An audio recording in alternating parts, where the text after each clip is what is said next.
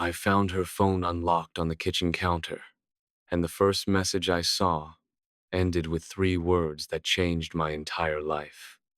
Same time tomorrow. My name is Ethan Carter, and for 6 months, I pretended I didn't know my wife was sleeping with another man. Before I tell you what I did about it, if you're new here, welcome to this channel. This is where ordinary people get pushed to their absolute limit, and you get to watch exactly what they do next. Hit subscribe now, because the ending of this one is going to make you rethink everything you think you know about revenge. 6 months ago, I was a man who believed his marriage was solid. Sarah and I had been together for 9 years, married for 6 of them. We had a house in a quiet neighborhood outside Denver, 2 incomes, a dog named Biscuit, and what I thought was a good, honest life. I worked long hours as a project manager for a construction firm. She worked as a marketing coordinator for a mid-sized company downtown. We weren't rich, but we were comfortable. We weren't perfect, but we were happy. Or at least, I thought we were. That night, when I saw the message on her phone, my hands started shaking before my brain even caught up. Same time tomorrow.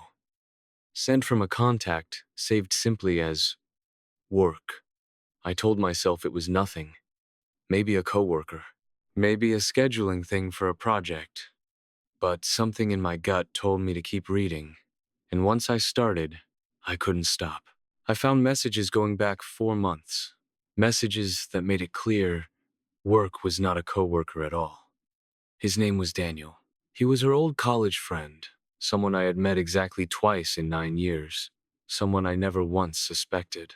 The messages were affectionate, intimate, filled with inside jokes and plans. Plans to meet. Plans to lie to me about where she'd be.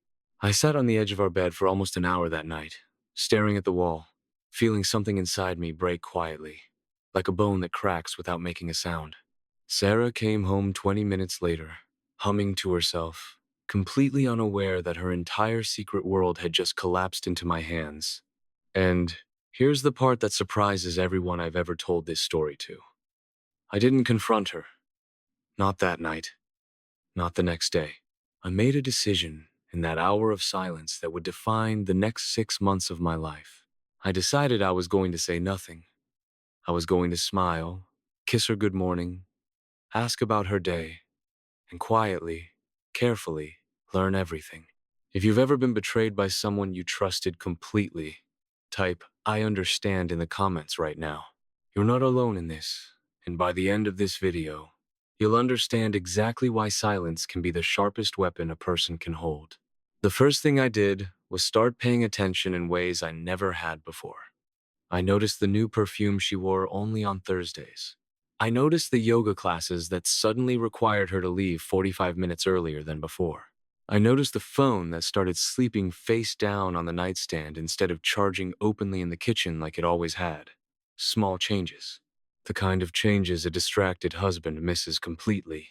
But a husband who is watching, truly watching, cannot unsee. I didn't hire a private investigator. I didn't need to. I simply became quiet.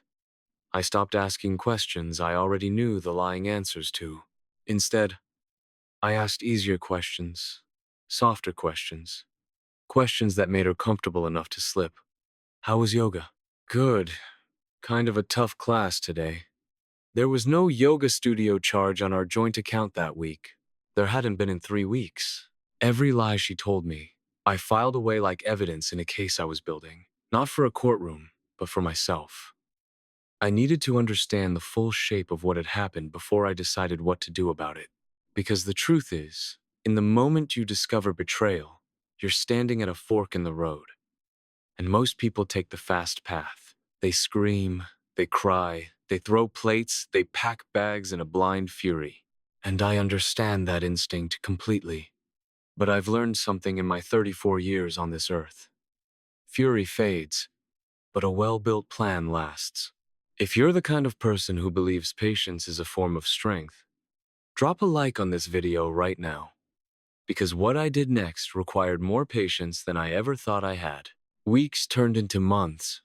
I watched her build an entire second life inside the one we shared. She started a group chat with friends that conveniently required girls' nights every other Thursday, the exact night she disappeared. She opened a new bank account, one I wasn't supposed to know about, funneling small amounts from her paycheck into it. $20 here, 50 there, building a cushion. For what? I didn't know yet.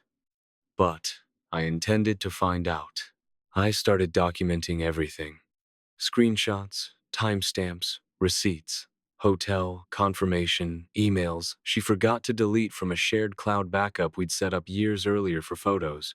I want to be clear with you. I never once broke a law to gather any of this. I never hacked anything. I never installed spyware. Everything I found, she left in plain sight. Because she never imagined the quiet, trusting husband she married would ever think to look. There was a night, in month 3, where she came home late, claiming a work event ran long. She smelled like a restaurant I recognized instantly. A small Italian place downtown we used to go to on our anniversary. She had gone there with him, sat at what I can only assume was our table. I remember standing in our kitchen, holding a glass of water, smiling at her, asking if she'd eaten enough, while something cold and sharp settled permanently into my chest. People ask me now if I hated her during those months. Honestly, the answer is complicated. I loved the woman I married. I hated the stranger she had become, and I grieved, quietly, every single night, for the marriage I thought we had. If this story is hitting you harder than you expected, share it with someone who needs to hear that betrayal doesn't have to break you. It can build you into something sharper. That's what this channel is here for. By month 5, I had everything I needed. Full financial records of the secret account. Screenshots of over 200 messages between her and Daniel. Confirmation of 6 separate hotel stays. A pattern of lies so consistent I could have written a timeline for a legal deposition. And eventually, I did exactly that. But here's where the story turns. Because I didn't want a messy, emotional confrontation that she could spin into a narrative where I looked unstable and she looked wronged. I wanted the truth to speak for itself, in a way she could never twist, deny, or gaslight her way out of. I quietly met with a divorce attorney in month 5. I told her everything, showed her the evidence, and asked her one question. What is the strongest, cleanest way to walk away from this with my dignity and my finances intact? She told me something I'll never forget. She said, Ethan, the person who reacts first usually loses control of the story. The person who prepares first controls the outcome. So I prepared. I moved half of our shared savings into a separate account under my name alone. Completely legal, completely within my rights as a joint account holder, protecting shared assets during a breakdown of trust. I documented the state of our finances before I made any move, so there could be no accusation of hidden wrongdoing on my part. I secured copies of every important document, our mortgage, our car titles, our tax filings. I did all of this while still coming home every night, still eating dinner across from her, still saying good morning like nothing in the world was wrong. On a Sunday morning in month 6, I made her coffee the way I did every single morning of our marriage. I sat across from her at our kitchen table, and I placed my phone in front of her, screen up, showing a single message thread. 4 months of messages between her and Daniel. I didn't yell. I didn't cry. I simply said, I've known for 6 months. I know about Daniel. I know about the account. I know about the hotel on 5th Street. I have copies of everything, and my attorney already has them too. I watched the color drain from her face in real time. She reached for the phone, and I gently pulled it back. You don't get to control this story anymore, I told her. You already told it, every single day, without knowing I was listening. She tried to explain. She tried to say it meant nothing, that it was a mistake, that she was going to end it. But 6 months of silence had taught me something powerful. Words mean very little when actions have already told the entire truth. The divorce was finalized 4 months later.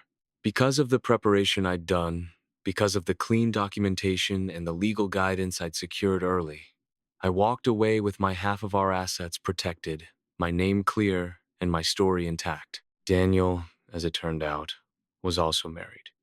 His wife found out the same week I confronted Sarah from an anonymous, carefully worded letter that included nothing but dates and receipts. I'll let you decide who might have sent that. People ask me if I regret waiting 6 months instead of confronting her the night I found out. I don't regret it for a second. That silence wasn't weakness. It was the most powerful thing I've ever done. It gave me the truth, the evidence, and the control I needed to walk away whole instead of shattered. If you learned something from this story, if it taught you that patience can be its own form of justice, make sure you're subscribed to this channel because we tell true stories just like this one every single week. Stories of betrayal, deception, and the quiet strength it takes to reclaim your life. Turn on notifications so you never miss the next one. Drop a comment telling me what you would have done in my position, and I'll see you in the next story.